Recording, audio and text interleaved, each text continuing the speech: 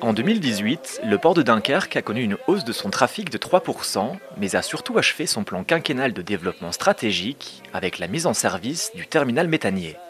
Diversifier les activités pour trouver de nouveaux marchés, c'est l'ambition du port. C'est primordial, c'est-à-dire que la diversification des ports, c'est ce qui les sauve sur le long terme. Alors il y a deux éléments, il y a la diversification, elle n'est pas que sur les trafics, elle est notamment industrielle.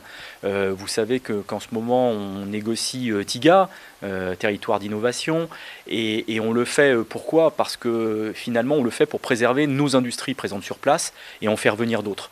Donc ça, le changement de modèle, l'arrivée de nouveaux industriels, l'arrivée de nouveaux trafics, c'est la certitude que sur le long terme le port va continuer à exister. Cette année, le port connaît deux nouveautés. La première, l'extension du quai de Flandre qui permet d'accueillir les plus gros porte-conteneurs au monde. La seconde concerne les produits exotiques. 20 ans après l'arrivée de la banane, c'est un autre fruit qui débarque au port, la mangue.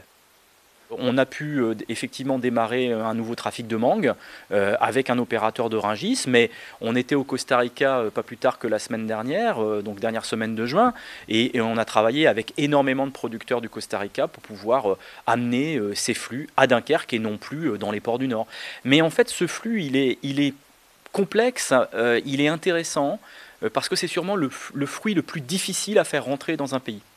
Et donc sur le plan des contrôles vétérinaires et phytosanitaires. Et là, on a mis en place un plan de contrôle avec les services de l'État qui nous garantit que finalement, tout va bien se passer.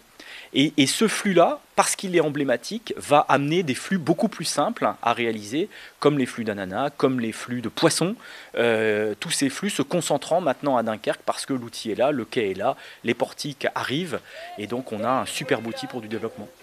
Même si la mangue ne représente que 500 conteneurs par an sur un total de 500 000, ce flux devrait très rapidement progresser.